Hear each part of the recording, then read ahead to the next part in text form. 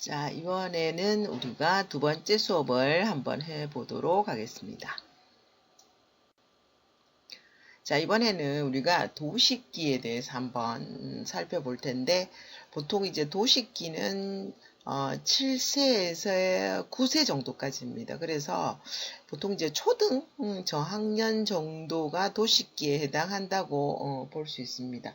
자, 여러분들은 뭐 주로 유아들을 대상으로 많이 공부하시지만 간혹 또 이제 이렇게 공부하셔서 뭐 방과 후 교사로 하시는 분들도 많이 계시고요. 그리고 이제 또 아이 돌보미 이런 쪽으로 또 가시는 분들도 계시고 하셔서 주로 이제 뭐 방과후를 하시거나 돌보미를 하시게 되면 초등학교까지 여러분들이 좀 또 케어를 하셔야 되는 경우도 있습니다. 그래서 기왕이면 뭐 난항이 전도식기뿐만 아니라 도식기 이후의 아이들의 어떤 그림의 특성까지 여러분들이 좀 알고 계시면 더 좋지 않을까 생각이 듭니다. 자, 그래서 먼저 도식기에 대해서 한번 살펴보도록 하겠습니다. 도식기는 우리가 보통 사물의 개념을 습득하는 시기라고 이야기를 하죠. 그래서 사물을 보고 자, 그 다음에 그것을 이제 그림을 통해서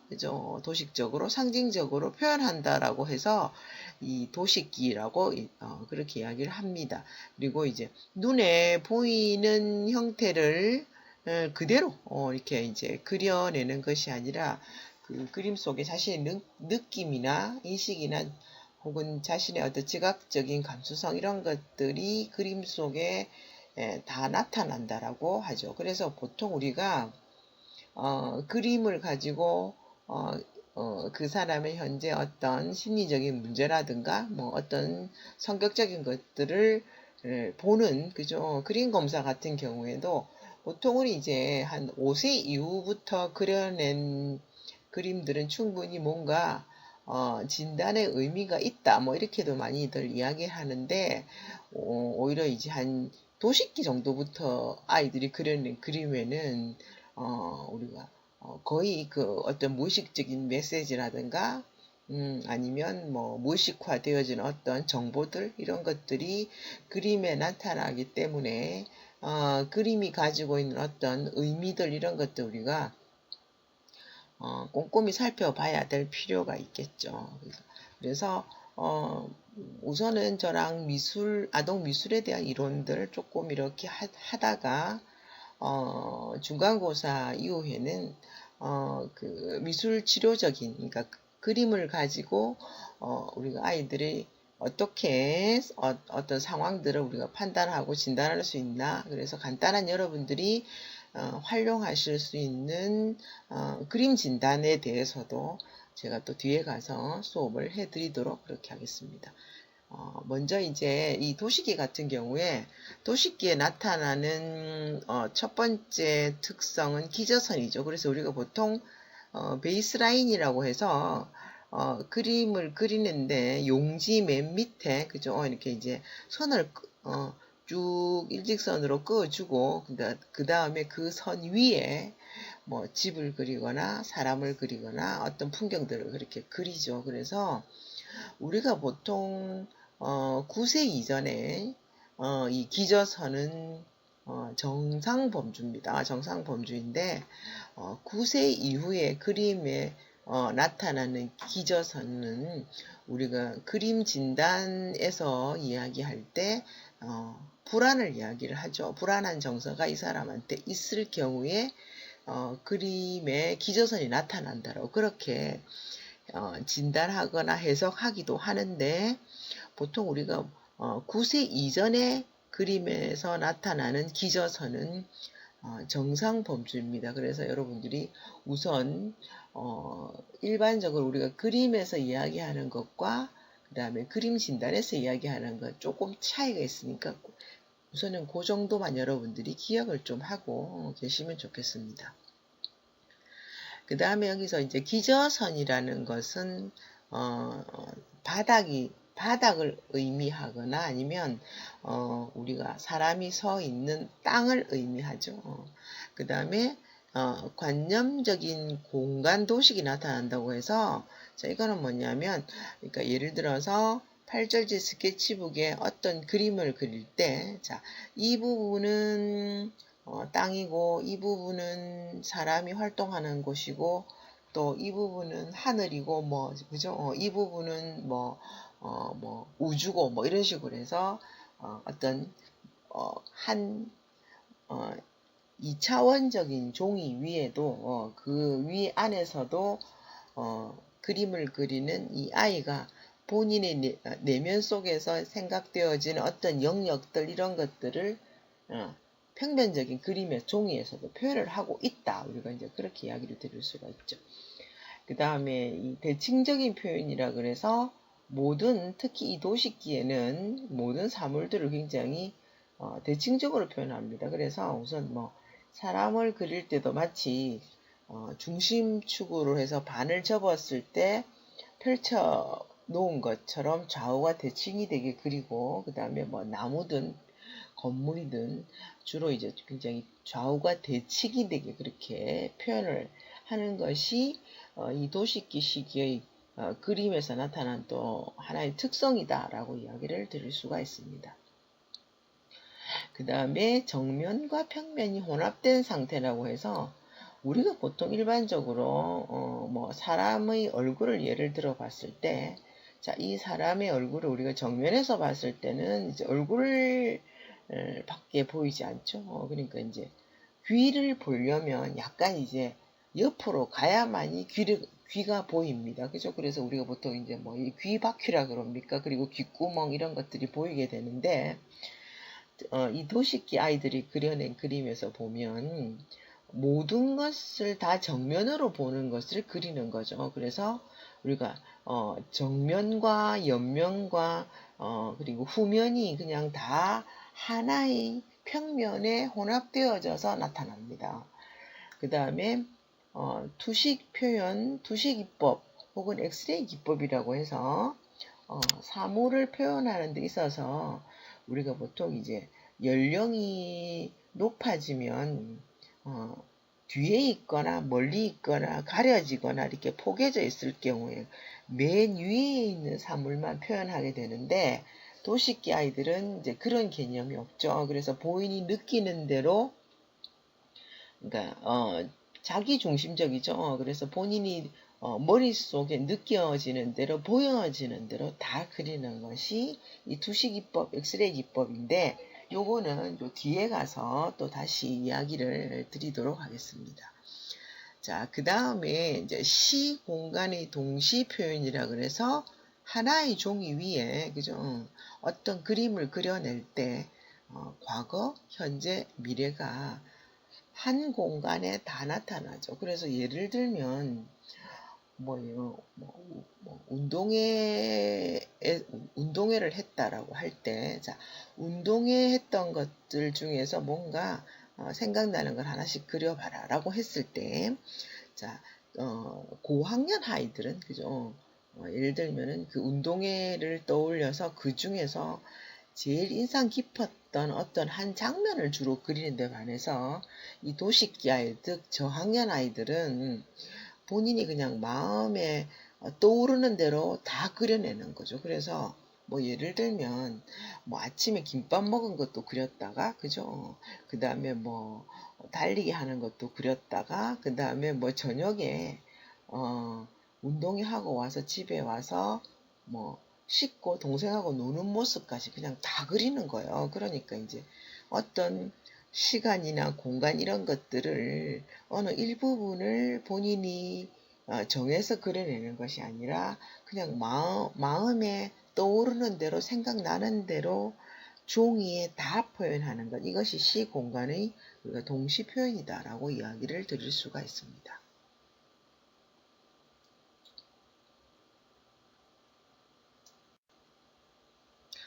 자, 그 다음에 이제 우리가 보통 이 도식기에서 주로 많이 이제 쓰여지는 주제들, 그래서 주로 이제 이 주제들을 통해서 아이들이 다양한 어떤 그림을 그릴 수 있도록 주제를 주셔야 되는데, 뭐 예를 들면요, 형태 개념의 구체화라고 해서 뭐 학교 운동장에서 친구들과 뭐 놀았던 것 이런 것들을 한번 표현해 봐라라든지 아니면 뭐 엄마와 아빠와 함께 어떤 뭐 주말에 교회에 갔다라든지 아니면 뭐 석가탄신이라 절에 갔다라든지 뭐 이런 것들을 표현하게 한다든가 그 다음에 이제 부모님과 어떤 대화를 나누는 어떤 그런 어떤 상황들 이런 것들을 한번 표현해 보라라든지 그 다음에 이제 뭐 병원에서 입원을 했는데 그죠 입원실에 누워 있고 뭐 침대가 있고 뭐 링겔로도 맞고 뭐 이런 것들에 대한 것들을 표현해 보라라든지 그 다음에 이제 뭐 폭포를 보고 와서 그 폭포에서 가장 어떤 밝은 색을 발견해서 표현해 보자라든지 이제 이런 식으로 해서 전도식기나 그 이전의 어떤 활동들에 비해서는 굉장히 뭔가 구체적으로 어떤 주제를 주고 그리고 그 주제에 대해서 뭔가 표현할 수 있도록 어떤 미술 활동을 지도를 하셔야 된다는 거죠. 그리고 이제 뭐 예를 들면 이런 것도 있죠. 뭔가 정서적인 것들을 다룬다고 한다면 뭐 예를 들어 최근에 내가 굉장히 어떤 무서운 꿈을 꿨는데 그 꿈에 대해서 뭐 이야기를 해보라 그러고 그 다음에 이제 그 꿈에서 내가 경험했던 것들 그런 것들을 한번 그림으로 그려보자라든지 그 다음에 뭐 내가 만약 동물이 된다면 나는 어떤 동물이 되었으면 좋겠고 그리고 내가 동물이 되면 내가 어떤 행동을 해보겠다라든지 이런 식으로 해서 뭔가 굉장히 정서적으로 어떤 그 감정들을 다룰 수 있는 그런 주제를 한다라든지 이런 식으로 해서 주제들이 굉장히 그죠 뭔가 스토리를 많이 이끌어낼 수 있는 그런 주제들을 가지고 아이들이 뭔가 본인이 느꼈던 감정이라든가 경험했던 것들을 그릴 수 있도록 그렇게 지도를 해 주실 필요가 있겠죠. 자, 그러면 우리가 초등학교 저학년에 속하는 도식기 아이들의 그림을 한번 보겠습니다. 보시면 이제 한 7세 정도가 되면 지금 PPT에서 보여지는 정도의 요런 스타일의 그림을 그리죠. 그래서 이전에 우리가 전도식기에서 봤던 그림들에 비해서는 그림이 굉장히 이제 조금 더 구체적이고 그죠. 그리고 뭔가 이제는 사람을 표현한 것이다라는 느낌이 듭니다.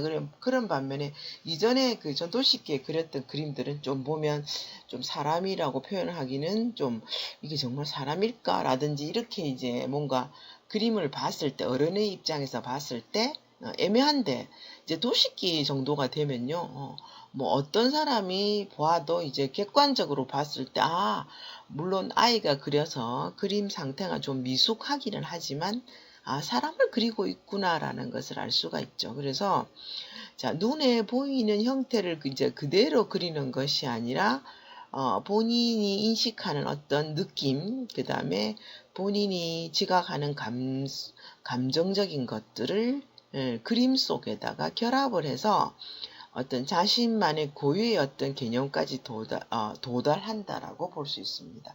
우리가 보통 이 도식기를 왜 도식기라고 이야기하느냐면 이게 보시면요. 자, 이 그림에는 보면 가족을 그린 것 같은데 자, 엄마, 아빠, 뭐 나, 동생, 뭐 그죠? 형, 뭐 아니면 누나 이렇게 표현을 한 것 같은데 잘 보시면요. 모든 사람이 똑같은 패턴으로 그려지고요. 그죠? 그래서 만약에 이제 엄마, 아빠와 같은 어른들은 좀 크게 그리고 그죠? 크게 그린다든지 좀 두껍게 그린다든지 그 다음에 이제 형은 나보다는 좀 더 크게 그린다든지 또 동생은 나보다는 작게 그린다든지 그리고 동생은 또 엄마 아빠보다는 굉장히 더 작게 그린다든지 이런 식으로 해서 기본적으로 사람을 그리는 도식은 한 가지씩 다 정해져 놓고 거기다가 크기만을 다르게 해서 그렇게 해서 이제 표현을 하고 있죠. 그래서 여기 보시면 이제 보통 이제 조금 더 꼼꼼하게 그리는 아이들은 보면 이제 뭐 여자 사람의 모습은 그러니까 엄마 어른은 이제 치마를 그려놓고 뭐 파마를 이렇게 조금 이렇게 이제 곱슬곱슬한 머리를 넣어 놓는다든지, 그 다음에 이제 어린 여자아이, 아이는 이제 파마 머리 대신에 직모를 그리지만 엄마 여자 어른보다는 사이즈를 작게 한다든지, 그죠? 그리고 이 지금 PPT에 나와 있는 그림은 보면 아마 전부 남자 같다는 느낌이 들기도 합니다. 그죠? 그래서 가족을 표현하고 있는데, 그죠? 엄마인 것 같은 사람은 아직까지는 표현이 되지 않고 있죠. 그런데 가끔 비슷한 연령대 여자아이들은 보면 이제 엄마 사람과, 그죠? 그리고 이제 그러니까 본인이 여자죠. 그러니까 아이 여자의 모습을 또 그 나름대로 동일한 도식으로 그렇게 이제 구별되게 그렇게 표현하는 경우도 있습니다. 자, 그 다음에 이제 한 9세 정도가 되면요, 굉장히 본인의 어떤 감정이나 느낌을 많이 표현하게 되는데, 자, 이 그림을 보시면 이게 이제 9세 정도가 되는 남자아이가 그려낸 그림인데, 시소를 타고 있는 모습이죠. 그래서 잘 보시면, 자, 위쪽에 있는 남자아이의 모습은 본인인 것 같고요. 아래쪽에 이제 보면 머리 양갈래 머리를 묶고 있고, 잘 보시면요. 지금 그 사진 상태가 좀 좋지 않아서 보이지 않는데, 잘 보시면 치마가 보입니다. 그래서 이제 치마를 입고 있는 걸 보니까 아마 이제 누나를 표현했다라고 하죠. 그래서 여기 보시면 이제 본인은 누나보다는 나이도 어린데 본인을 굉장히 이제 화면의 중심에 두고, 반대편에 있는 누나는요, 누나이면 분명히 나보다는 훨씬 덩치가 큰데도 누나를 좀 나보다는 작게 그리고 그리고 화면 아래쪽에 뒤집어서 그렇게 이제 그려놓은 걸 보면 아마 이제 누나한테 좀 뭔가 억하심정이 있는 것 같기도 합니다. 그죠? 그래서 이 보시면 자기는 입을 크게 벌리고 몸도 굉장히 크게 그렇게 과장시켜서 그렇게 표현하고 있는 반면에, 누나는 본인의 주관적인 생각, 전적으로 본인의 주관적인 생각을 담고 누나를 굉장히 이제 작게 표현하고 있죠. 그래서 우리가 보통 이제 이런 그림들을 그냥 그러니까 아이가 그려낸 미술적인 측면에서 볼 때, 그 다음에 이 그림을 가지고 우리가 어떤 심리적인 진단을 한다라고 한다면, 분명히 이제 이 아이는 누나보다는 본인이 더 중요하다고 많이 생각하는 경향이 강하겠죠. 그리고 뭔가 제일 중요한 감정은 뭐가 있냐면 누나에 대한 어떤 부정적인 감정이 있을 수도 있겠다라고 우리가 그렇게 이제 진단을 해줄 수도 있습니다. 자, 우리가 이제 도식기쯤 되면요, 이제 뭔가 포스트 칼라 같은 이런 어떤 물감들도 같이 쓸 수가 있습니다. 그래서 이전에 했었던 크레용이라든가 사인펜이라든가 색연필, 그 다음에 색종이에다가 이제 더 추가적으로 포스트 칼라 물감을 구비하셔서 작업을 할 수가 있어요. 그래서 이 포스트 칼라 물감을 가지고 예를 들면 뭔가 약간 이제 퇴행하는 작업부터 시작을 해서, 그 다음에 이제 뭔가 종이를 반을 접어서 그저 펼치는 그런 어떤 펼침, 물감을 그려서 펼침 그림, 이런 것들도 해볼 수도 있고, 실로 물감 그리기 해서 이제 실을 물감에다 담궈서 종이, 그러니까 스케치북 같은 데다가 얹어 놓고, 그 다음에 이제 그 스케치북을 반을 접고 실을 한쪽을 잡아다니면 이제 뭔가 즉흥적인 계획되지 않는 그런 그림들, 놀이처럼 그렇게 그려낼 수가 있는데, 다양한 그런 어떤 기법들도 해볼 수도 있고, 혹은 구슬로 그림 그리기 해서 구슬에다가 이제 그러니까 작은 접시에다가 물감을 넣고 거기다가 이제 구슬을 이렇게 이제 넣어서 구슬 주변에다가 물감을 묻힌 다음에 다시 이렇게 이제 박스, 넓은 박스에다가 선물 상자 뚜껑 같은 그런 데다가 종이를 하나 깔고 그 안에다 구슬을 넣어서 이렇게 굴리면요,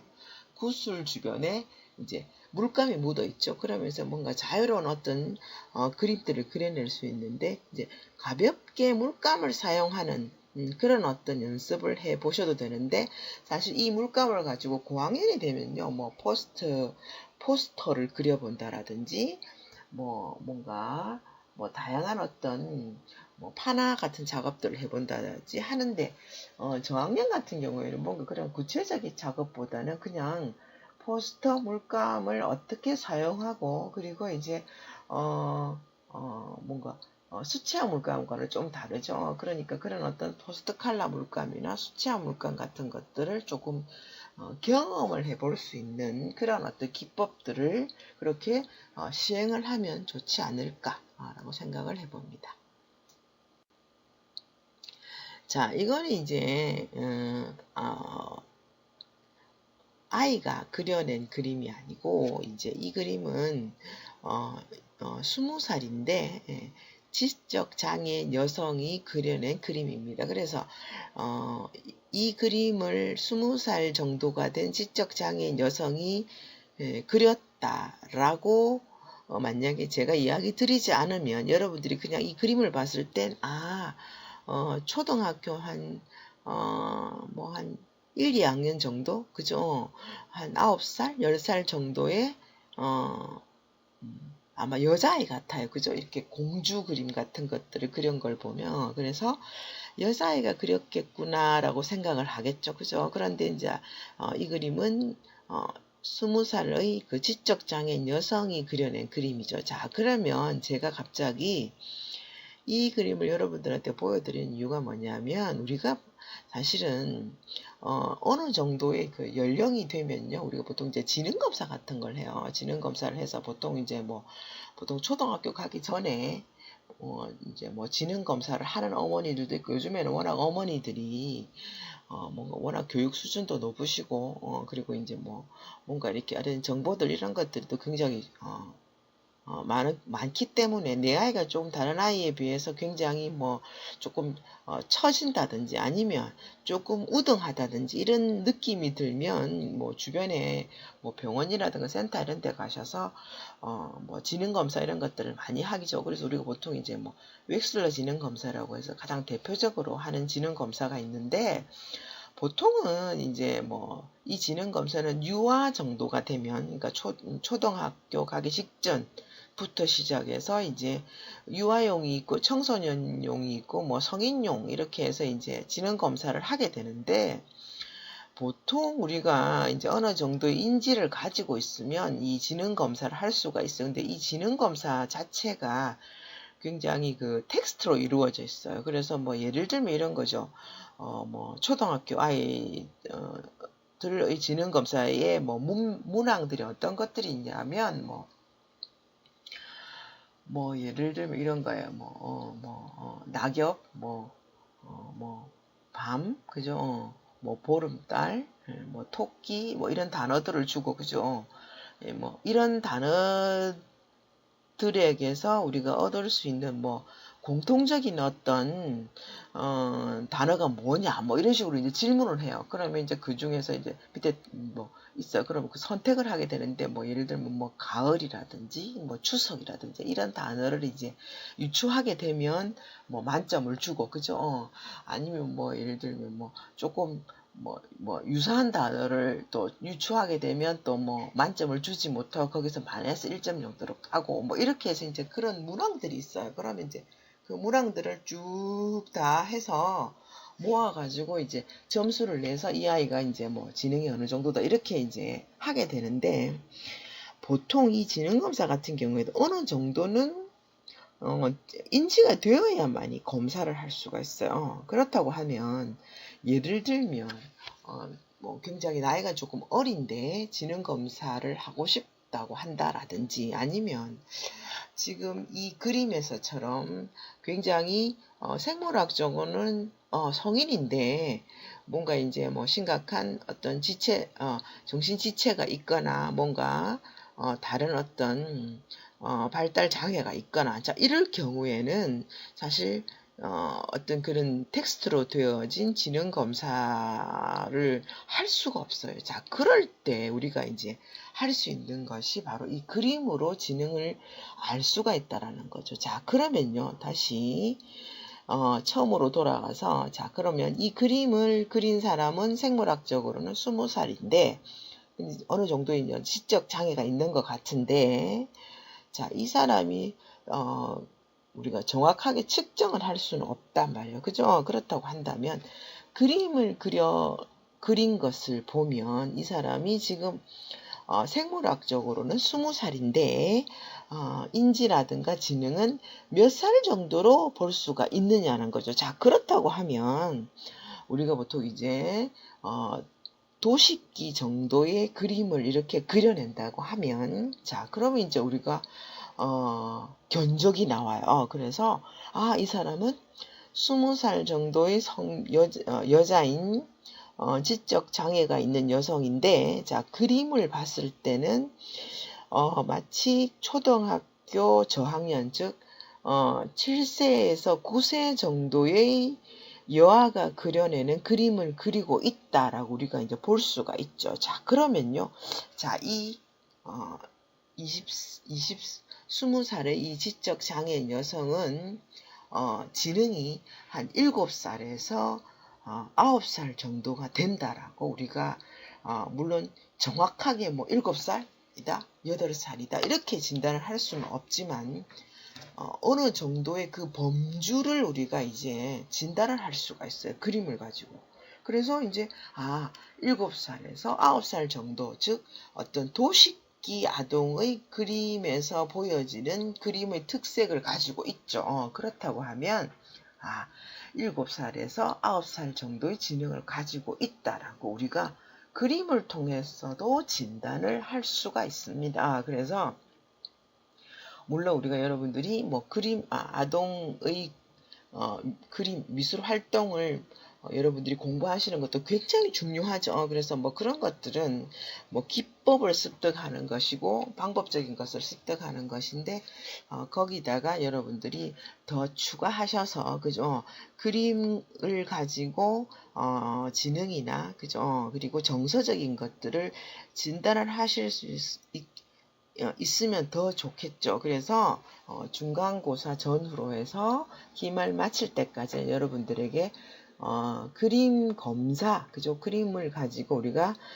심리라든가 그 다음에 인지를 검사할 수 있는 그런 어떤 것까지 제가 조금 접근을 해볼 생각인데, 갑자기 이렇게 이제 코로나가 터져서 그죠? 갑자기 이렇게 비대면이 되어서 저도 조금 아쉽기는 하지만 그래도 우선은 이런 비대면 수업을 통해서 여러분들에게 제가 이론적인 것들을 일단 할 수 있는 데까지는 조금 해드릴 테니까 여러분들이 꼼꼼하게 수업을 더 들어주시면 좋겠죠. 그래서 이런 그림을 가지고도 우리가 충분히 인지나 지능을 어느 범주까지는 측정을 할 수 있다라는 거, 이거 굉장히 중요한 거니까 여러분들이 또 좀 기억을 해 두시면 좋겠죠. 그래서 제가 뒤에 나중에 이제 구체적으로 그림 진단에 대해서 이야기를 할 때 또 다시 다양한 사례들이나 그림을 보면서 또 수업을 해 드리도록 그렇게 하겠습니다.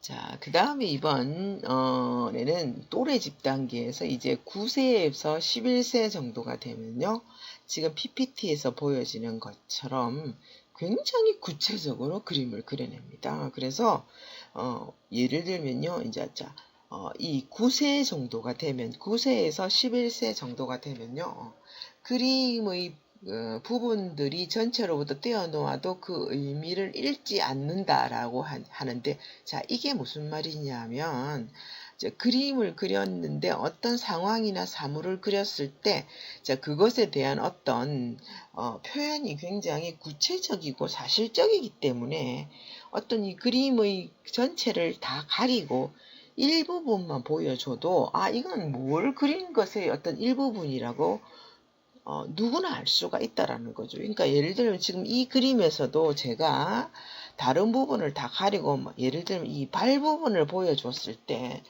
누구나 그냥 봤을 때 이거 뭔가 사람의 다리 부분 같고 장화를 신고 있고 그 다음에 발 아래는 뭔가 이렇게 이제 물 웅덩이가 있는 것 같다라고 누구나 그것을 알 수 있죠. 그죠? 그래서 전체로부터 떼어 놓아도 그 의미를 알 수 있는 것이 이제 우리가 보통 이제 9세 이후부터는 그 정도의 어떤 그림들을 표현을 할 수가 있다라는 거죠. 그리고 이제 뭔가 이 도식기로부터 도식적인 어떤 그림을 그리는 것에서부터 벗어나서 굉장히 이제 다양하게 디테일하게 그렇게 그려내죠. 그래서 보시면 이 그림에서도 남자 사람은 이렇게 약간 이제 직사각형으로 그려내고요. 그죠? 그리고 여자 사람들은 좀 허리를 좀 이렇게 잘록하게 해서 뭔가 이제 허리에 뭔가 타이트하게 이렇게 뭔가 이제 그림을 뭔가 허리띠 같은 것들을 메고 있다라든지 얼굴 표현에 있어서도 여자 사람은 뭐 이렇게 입술에 이렇게 립스틱 같은 걸 바르거나 볼에 이렇게 이제 뭔가 볼터치한 것처럼 그렇게 표현을 한다든지 자, 남자 사람은 그렇지 않게 그냥 이렇게 이제 매트하게 표현한다든지 이런 것들을 통해서 사실 이 또래 집단기가 되면 그림을 통해서 우리가 누가 보아도 성별이 어느 정도는 드러나게 그렇게 그림을 그려내고 있습니다.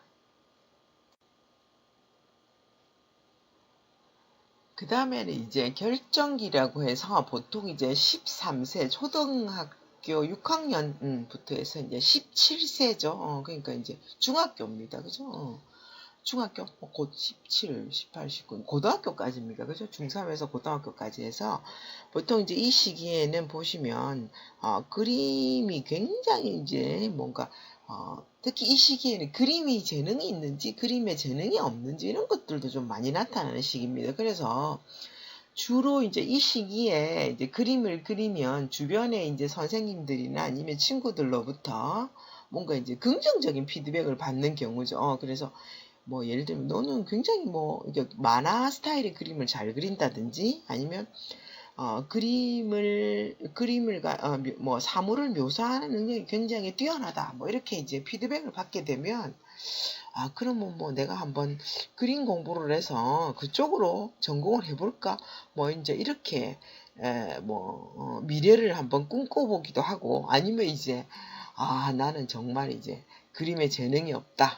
그래서 이제 나는 뭐 중학교, 고등학생인데도 거의 초등학생이 그린 그림의 어떤 수준에서밖에 벗어나지 못한다라고 해서 이제 좌절하기도 하는 시기라고 이제 우스갯소리로 그렇게 많이들 이야기를 하죠. 그리고 물론 그 이전도 마찬가지지만 이제 이 시기에 그려내는 그림들은 어떠한 그림들을 그리더라도 그 그림 속에서 어떤 그 감정이나 느낌 이런 것들을 표현하고 있고 그런 것들이 굉장히 의미 있게 임상적으로 우리가 이제 받아들일 수 있는데 자, 이 그림은 이제 KSTP 검사라고 해서 아마 여러분들이 좀 요즘에 워낙 매체들에서 이런 심리를 진단하는 그런 어떤 기법들이 많이 오픈이 되어져 있어서 여러분들이 들어보셨을 텐데 KHTP 검사라고 하는 그림입니다. 그래서 이거는 이제 뭔가 이제 그림을 그리는 것이 주 목적이 아니라 그림을 그려서 그 그림에 나오는 결과를 가지고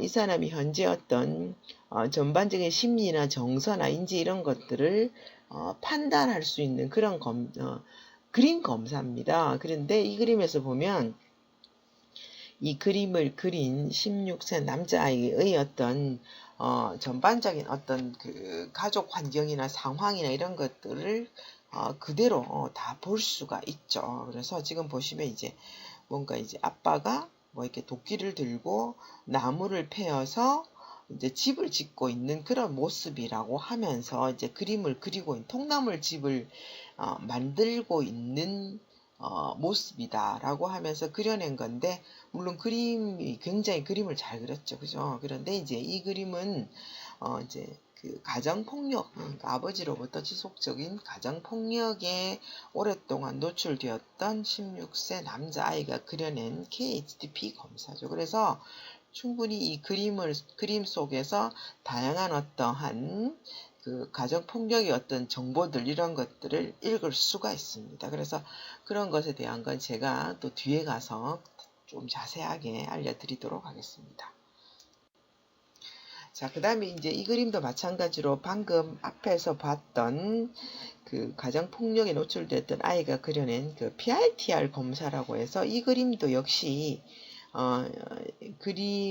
그림을 통해서 현재 이 그림을 그린 사람의 어떤 심리나 정서 이런 것들을 볼 수 있죠. 그래서 굉장히 구체적으로 이제 그림을 그려낼 수가 있고, 이 시기에는 그림이 가지고 있는 어떤 진단의 의미도 충분히 다 드러내고 있는 그런 시기라고 우리가 볼 수가 있습니다.